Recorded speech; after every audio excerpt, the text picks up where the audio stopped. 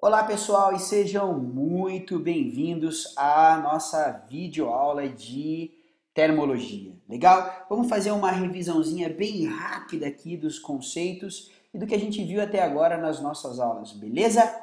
Show! A gente passou para vocês algumas áreas da física, não é? Mecânica, estudo de movimento e tantas coisas que a gente vai estudar esse ano. Termologia, estudo do calor. Ondulatória, estuda, por exemplo, o som. A óptica estuda a luz. Eletromagnetismo, a eletricidade e o magnetismo e a relação entre eles. Física moderna, que estuda a relatividade.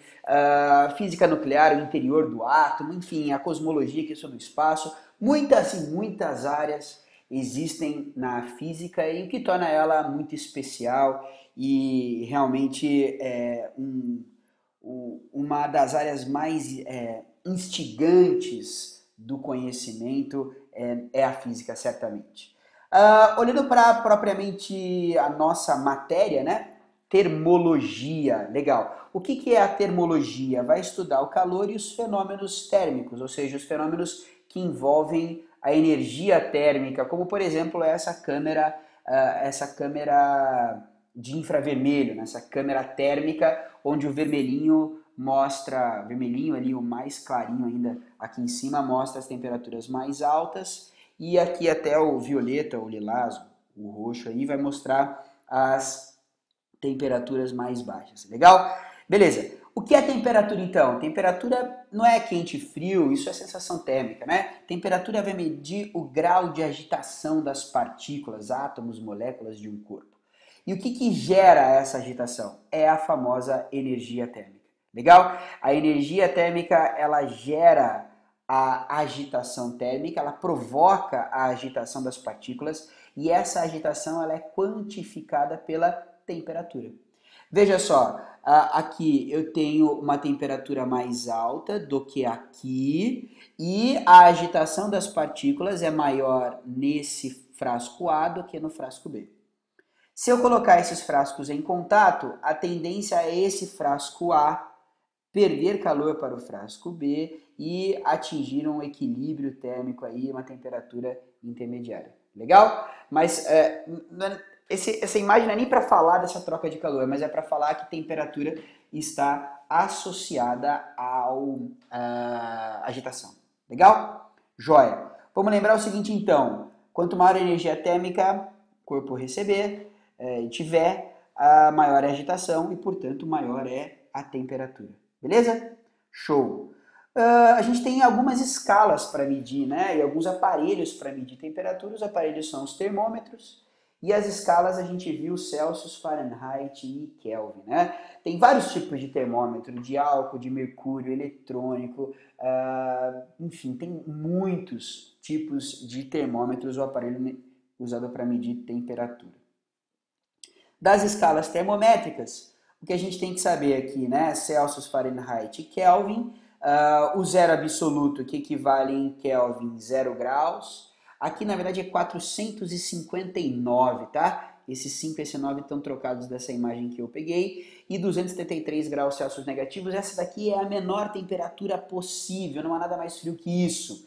Não existe temperaturas menores do que essa em graus Celsius, do que 459,4 Fahrenheit e 0 Kelvin, né? Tanto é que Kelvin é chamado de escala absoluta justamente por isso, por só terem valores positivos. A partir do zero, a agitação nula é zero, totalmente parado é zero, e para cima aí agitações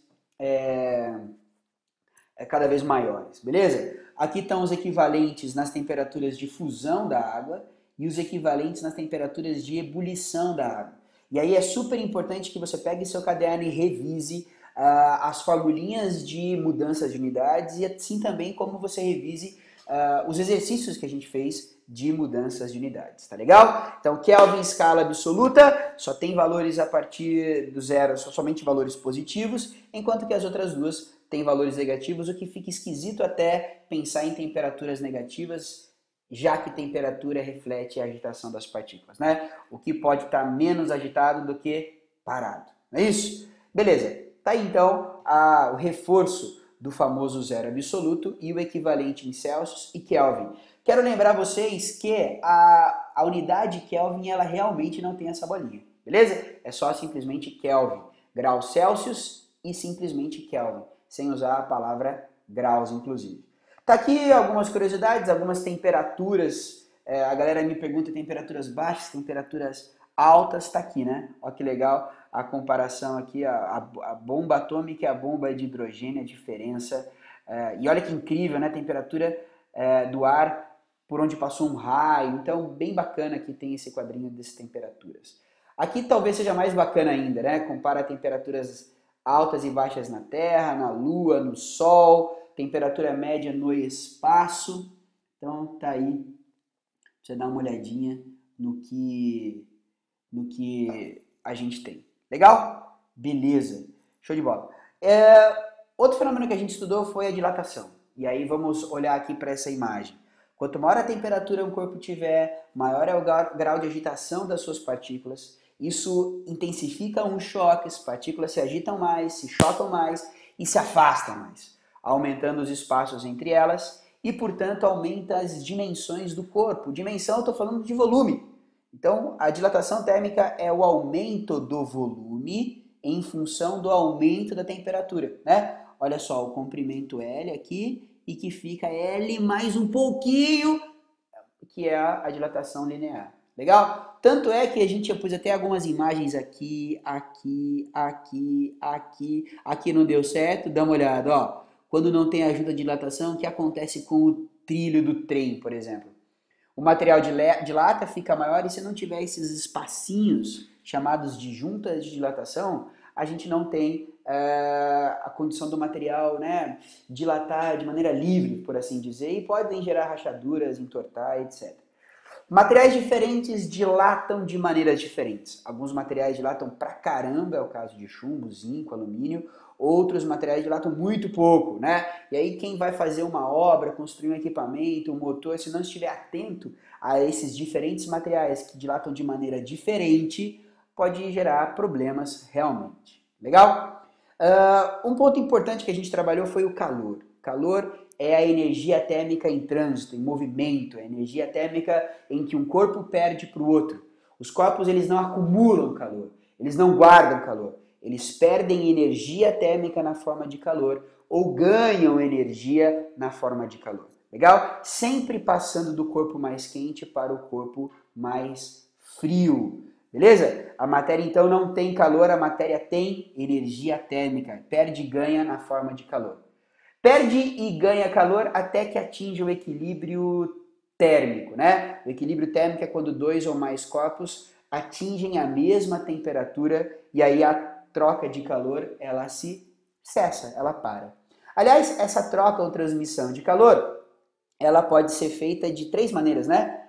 Olha lá, condução, especialmente entre sólidos, ou envolvendo pelo menos um dos corpos ser o sólido. Convecção, que necessariamente envolve fluidos, gases e líquidos. E a irradiação ou radiação, que envolve ondas eletromagnéticas, sobretudo as ondas infravermelho. Legal? A gente vai voltar para esses meios de propagação já já. Vamos lembrar a relação de unidades entre caloria e joule, ou joule. Então, que a gente tem uma caloria igual a 4,2 joules, uma caloria 4,2 J, J maiúsculo. Legal? É importante você lembrar disso e a gente vai trabalhar mudanças de unidades. Passar de joule para caloria, caloria para joule, aí a gente ainda tem o quilocaloria, o quilocaloria equivale a 1000 calorias e o quilojoule a 1000 joules. Lembrando que o quilo na frente, né, é o prefixo de multiplicação por 1000. Legal? Tá aqui exatamente o que a gente acabou de falar. E uma curiosidade aqui, se você quer fazer uma comparação entre os lanches do McDonald's, aqui só não tem aqueles Angus, mas tem os outros bem comuns aqui, não só lanches, mas também a gente tem milkshakes. Para dar uma olhadinha aí depois nos valores calóricos. Muito bem, o calor nós falamos que é trocado do corpo mais quente para o mais frio, mas essa quantidade de calor ela pode sofrer variações. Os corpos podem trocar mais ou menos calor dependendo de alguns fatores. Quanto maior for a área de contato entre os corpos, mais calor é trocado. Quanto mais tempo de contato tiver entre os corpos, mais calor é trocado. Quanto maior for a diferença de temperatura, mais calor vai ser trocado, né? Quanto mais partes do meu corpo eu exponho no inverno, mais calor eu perco. Quanto mais tempo eu fico no frio, mais calor eu perco. Quanto mais frio estiver no ambiente externo, mais calor eu perco. Vamos só pensar no frio que a gente sente no inverno, tá fácil, né? Eu protejo o meu corpo para perder pouco calor, eu fico pouco tempo ao ar livre para perder pouco calor e eu evito ao máximo temperaturas muito baixas para perder pouco calor. Legal? Vamos olhar um pouquinho então para cada um dos métodos de propagação de calor.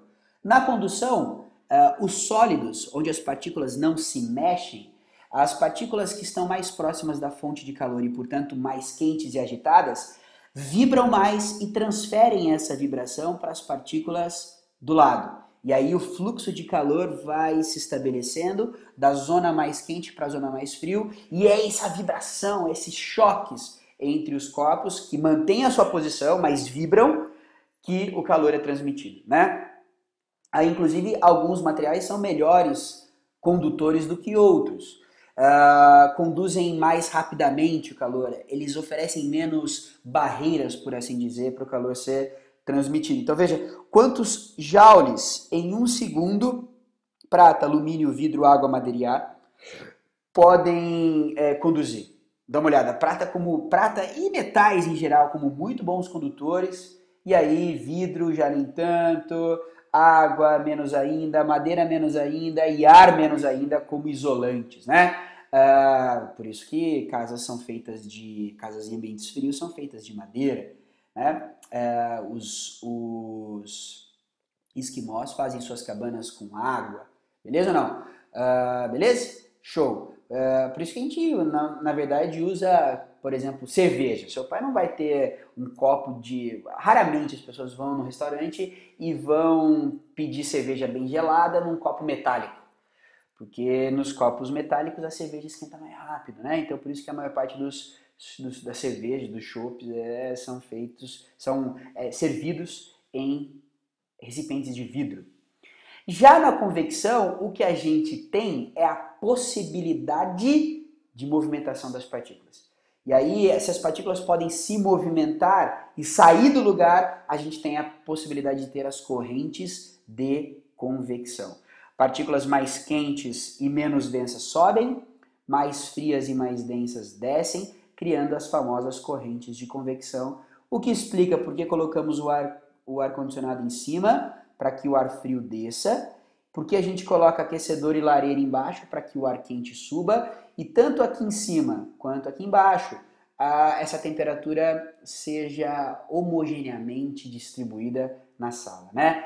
A gente também tem o lance da brisa marítima, que durante o dia o continente é mais quente do que o mar, a água absorve calor, beleza? Não, tanto é que a gente vai para a água para perder calor para ela, a gente vai para a água num dia quente para se resfriar, porque a água rouba o nosso calor. Então aqui no continente está mais quente, o ar sobe e vem o ar frio do mar que esquenta, sobe de novo, vem ar frio do mar, esquenta, sobe de novo. À noite, isso troca.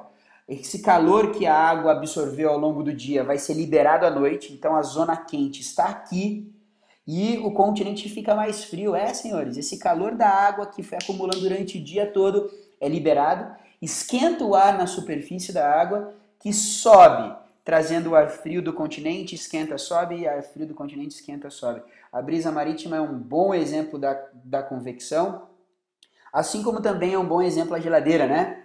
Dessas fluências de ar frio e quente. E aí, finalmente, a gente tem irradiação, que é o calor sendo propagado, mesmo que no vácuo, através de ondas eletromagnéticas, principalmente o infravermelho. É assim que a energia do Sol chega na Terra, é assim que a energia do Sol é aprisionada na Terra na forma de infravermelho, o efeito estufa, e os 3 métodos presentes na churrasqueira, né? A irradiação da chama até a carne, a condução entre carne e grelha e, finalmente, o ar quente que sobe e a convecção. Legal? É isso aí, galera. Muito bom, legal. Espero que vocês tenham gostado. Um grande abraço e tchau!